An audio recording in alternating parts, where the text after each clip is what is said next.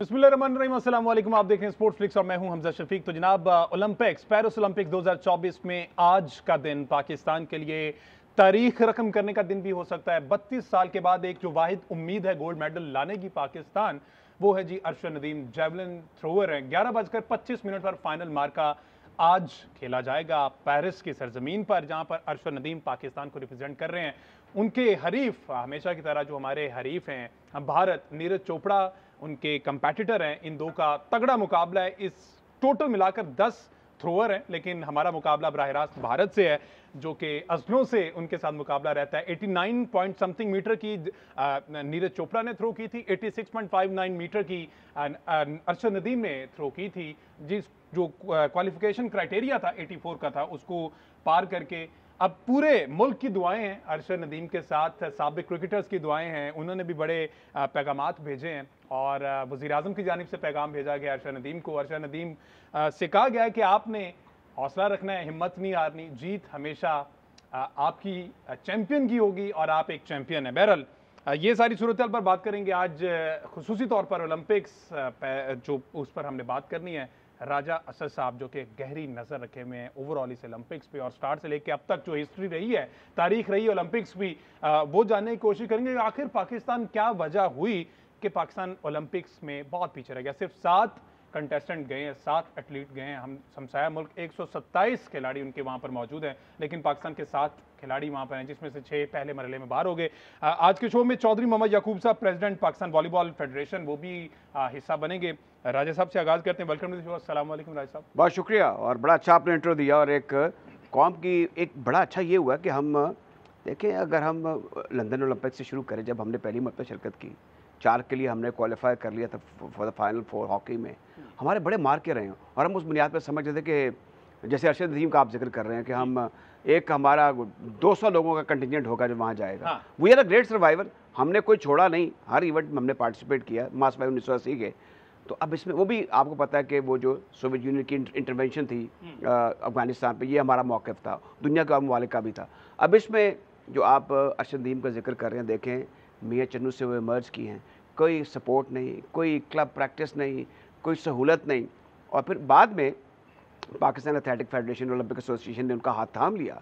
लेकिन ये चीज़ें नीचे से होती हैं। बहुत सी चीज़ें ऐसी हैं जो हम ना चाहते हुए भी कहना चाहेंगे कि उनकी जिस्मानी साख्त जो चाहती थी, जो सहूलियात उनको चाहती, जैसे आप नीरज चोपड़ा का जिक्र किया, वो तो महीनों से बाहर ट्रेनिंग कर रहे हैं। वो क्या क्या इनटेक ले रहे हैं, क्या क्या उनको बताया जा रहा है, इनको तो नहीं बताया जा रहा। पूरी टीम ये तो आप पंजाब जो स्टेडियम है वहाँ पर खुलेआम प्रैक्टिस कर रहे हैं, और आजू बाजू में लोग भी इनके साथ लगे हुए हैं, वो भी जेवलिन थ्रो कर रहे हैं। अब कहने का मतलब ये है कि एक आइकॉन है, और इसमें आफरीन है हमारी कौम पर कि देखें, ना होते हुए भी कुछ वो इसको देख रहे हैं और सारी खेलों में दिलचस्पी ले रहे हैं। जाहिर है कि इस वक्त पूरी तवज्जो का महवर तो अरशद ही हैं, लेकिन अब ये बात साबित हो गई है, जो बाज़ लोग इसको गलत साबित करने की कोशिश कर रहे हैं। ये तो शुरू से लोग कह रहे थे, और जो पाकिस्तानी नहीं कहते थे, जो लोग बाहर से आते थे, टॉप क्लास जो स्पोर्ट्स माइंडेड होते थे, कि जो जौहर पाकिस्तान में दुनिया भर में कहीं नहीं है। जो लोग इस वक्त दूसरे मुल्कों को पाकिस्तान आज़ाद इस वक्त रिप्रेजेंट कर रहे हैं, वो भी ये कहते हैं कि जो जौहर यहाँ पर है वहाँ दुनिया में कहीं और पर नहीं। लेकिन ये बात आप तसल्ली रख लें कि सिर्फ on the basis of talent आप वर्ल्ड बीटर या वर्ल्ड क्लास या वर्ल्ड की स्पोर्ट्स पे कुछ परफॉर्मेंस नहीं दिखा सकेंगे, जब तक कि आपकी तंजीम साजी बेहतर ना हो, गवर्नमेंट सपोर्ट ना करे बास खेलों में, और स्पोर्ट्स का कल्चर ना हो। ओलंपिक्स सबसे बड़ा इवेंट है। इंडिया का आपने जिक्र किया, बिल्कुल ठीक कहा आपने कि उनका बहुत बड़ा कंटिजेंट है, वो गया है, और वैसे वो टमक टोइयाँ मार रहे हैं। देखा मैं, उनका 67 नंबर है मेडल से, मेडल की दौड़ में, अच्छा, लेकिन 10 में भी नहीं है, लेकिन हमजा नहीं पीछे है, बहुत पीछे, जो टेबल्स है इस वक्त मैं जो सुबह देखी है। अब इसमें लेकिन फिर भी उनकी तारीफ हमें कर लेनी चाहिए, हमें तंग नजरी का मुजाहरा नहीं करना चाहिए। उनके मुल्क में खेलें वेल ऑर्गेनाइज हैं। हमारे मुल्क के अंदर माँ सवाए पंजाब स्पोर्ट्स बोर्ड कुछ कोशिश करता है, पंजाब में कुछ खेलें हो जाती हैं, बाकी जो एसोसिएशन है इसमें हॉकी, एथलेटिक और दीगर स्कॉश भी इसमें शामिल है, वो बिल्कुल गैर फाल है because of paucity of the funds. अब इसमें मनी मेक्स द गो वाली बात भी है, लेकिन एक है कि हम में जज्बा भी मांझ पड़ गया।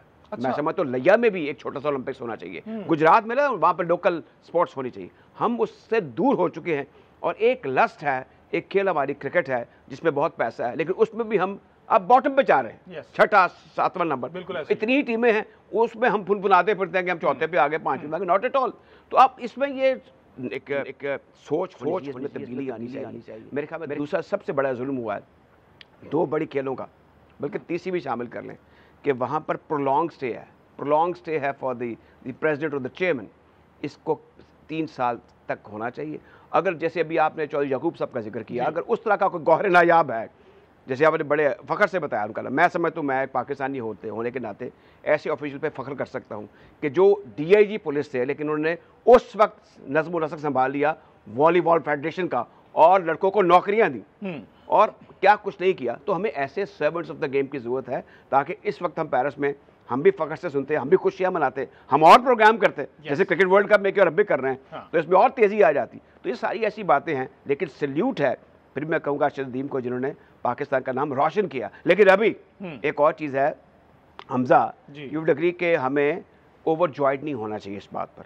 अभी इसके इम्तिहान और भी हैं, अभी 3 के लिए उन्होंने क्वालिफाई करना है, अभी 90 तक, जैसे बर्मिंघम में फेंका था ना नेज़ा, वहाँ फेंकना है वहाँ। और ये एक फॉर्म होती है, जैसे आप पर भी मैं देखता हूँ कभी बड़ी ज़बरदस्त फॉर्म लगी होती है आपकी, आप ऐसे ऐसे सवाल करते हैं, उड़ा कर रख देते हैं जैसे आज आप फॉर्म में। तो कहने का मतलब ये है कि अल्लाह करेगा आज उनकी फॉर्म लग जाए और वो नेज़े को वहाँ फेंक दे, 190 से भी आगे चला जाए। लेकिन ये मुसलसल दूसरी दफ़ा ऐसा हुआ है कि अरशद नदीम ने फाइनल के लिए क्वालिफाई किया है किसी भी बड़े टूर्नामेंट में, इवेंट में। इससे कबल अरशद नदीम पर कोई नज़र नहीं थी। राय साहब, बहुत सी वीडियोस ऐसे देखी कि अरशद नदीम के पास वो जेवलिन जो होता है ना, वो नहीं था, ठीक है, पत्थर पकड़ के उससे वो थ्रो करके वो थोड़ी सी वो करते रहे, वो वीडियोस सोशल मीडिया पर भरी पड़ी हैं।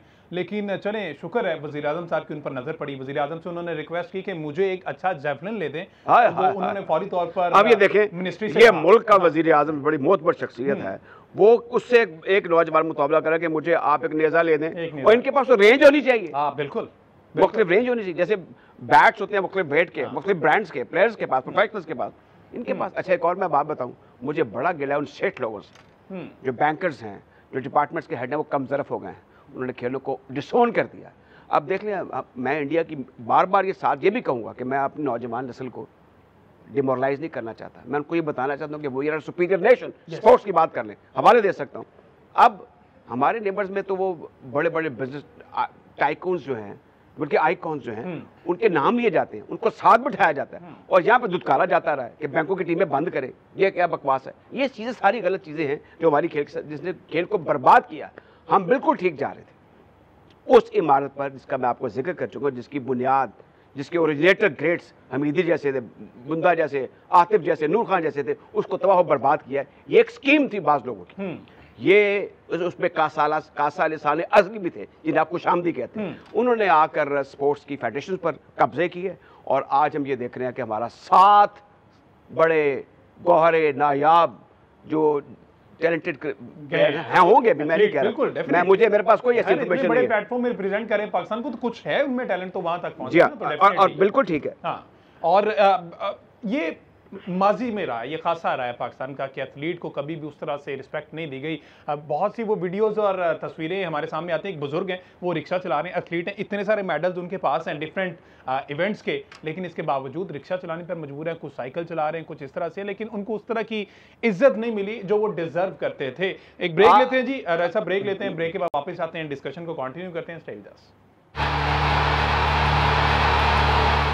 वेलकम बैक जी। बात हो रही है ओलंपिक्स 2024 के हवाले से, जिसमें वाहिद उम्मीद अरशद नदीम जो हैं, 12 खिलाड़ियों में तगड़ा मुकाबला है, और अरशद नदीम के लिए हमारी दुआएं हैं कि वो गोल्ड मेडल पाकिस्तान लेके आ रहा है। साहब, हम बात कर रहे थे इससे कबल कि बहुत से मसले मसाइल हैं, माजी में हमने देखा ये खासा रहा है कि ओलंपिक्स को जितने भी एथलीट्स हैं उनको वो इज्जत नहीं दी गई, और बहुत सा ऐसा टैलेंट भी मौजूद है, लेकिन खाली टैलेंट के सर पे ये नहीं चल सकता। अच्छा, ये इज्जत का आपने जिक्र किया, मान लेना चाहिए कि बाज़ जगहों पर टैलेंट की बड़ी कदर है, हमारे मुल्क में भी है।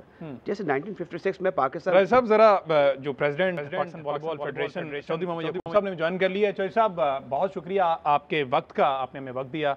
राजा असद साहब भी हमारे साथ मौजूद हैं। चौधरी साहब, सवाल एक दो करेंगे। वॉलीबॉल में बहुत टैलेंट है, हमने देखा अंडर 18 का जो एक टूर्नामेंट करवाया, पाकिस्तान सेमीफाइनल में जाके हार गया। इतना टैलेंट मौजूद है, तने तनहा आपने वॉलीबॉल का वजन उठाया हुआ है ये फेडरेशन का, क्या समझते हैं कभी हम भी वो देखेंगे दिन कि ये ओलंपिक्स में वॉलीबॉल पाकिस्तान रिप्रेजेंट करेगा? पाकिस्तान, मेरी तो विजन ये है कि हम अगले आने वाले ओलंपिक्स के लिए क्वालिफाई करें और उसके लिए हम पूरी कोशिश कर रहे हैं। इस वक्त भी पंजाब का जो स्टेडियम है स्पोर्ट्स बोर्ड का, उस हॉल के अंदर हम टैलेंट हंट कर रहे हैं और हमने अनाउंस किया था कि बच्चे आए और हम उनको पिक करेंगे और उनको ट्रेन करेंगे। फॉरेन कोच है हमारे पास। तो इस वक्त को 300-350 बच्चा पंजाब में डिफरेंट जगहों से आया हुआ है। 6 फुट 7 इंच, 6 फुट 6 इंच, इस तरह की हाइट के बच्चे हैं और हम उनमें से पिक कर रहे हैं, बच्चों को सिलेक्ट कर रहे हैं।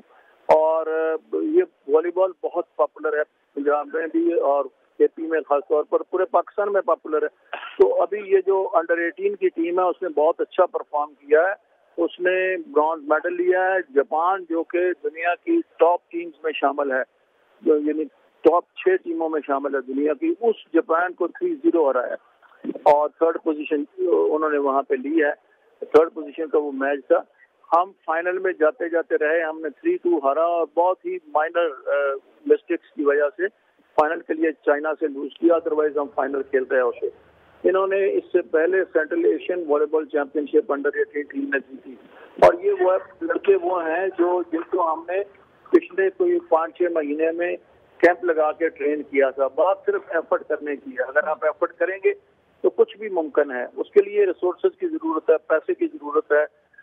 इसमें हमें पाकिस्तान स्पोर्ट्स बोर्ड ने हेल्प की और एंग्रो हमें पहले पिछले सालों में हेल्प कर था। अब हम चाहते ये हैं कि अगर हमारे पास फंड्स हों तो कोई कमी नहीं है कि हम वर्ल्ड लेवल के ऊपर ओलंपिक्स के लिए क्वालिफाई ना करें। शाहिद साहब, एक बड़ा पर्टिनेंट क्वेश्चन है आपको तो देखकर मुझे तो बड़ा जोश आता है कि आपने एक दफ्तर भी बना लिया है एक शॉपिंग प्लाजा में और बड़ी अच्छी जगह है, स्पेशियस है। इसमें आपसे पूछना ये है कि इस वक्त जो ओलंपिक्स में हमारी सूरत हाल है, आपका तजर्बा कराना मुशाहिदा दहाइयों तक फैला हुआ है। अब मुझे बताएं क्या वो इक़दाम जंगी बुनियादों पर किए जाएं कि आइंदा जो ओलंपिक्स हो उसमें हमारी बेहतर रिप्रेजेंटेशन हो, जिसमें वॉलीबॉल भी शामिल हो।